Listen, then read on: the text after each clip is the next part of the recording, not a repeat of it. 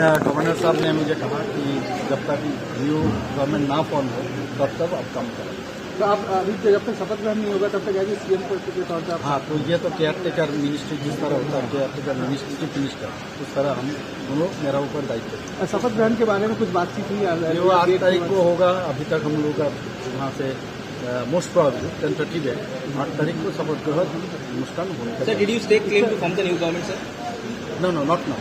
That is another second part. So when you will be claiming?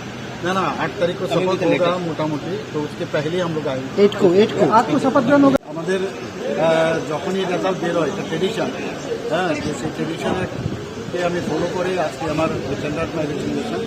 তো আমাদের governor সাহেব বলেছেন নতুন গভর্নমেন্ট না হওয়া অবধি আপনি কাজ করবেন। স্যার, শপথ গ্রহণ নিয়ে কি বলবেন?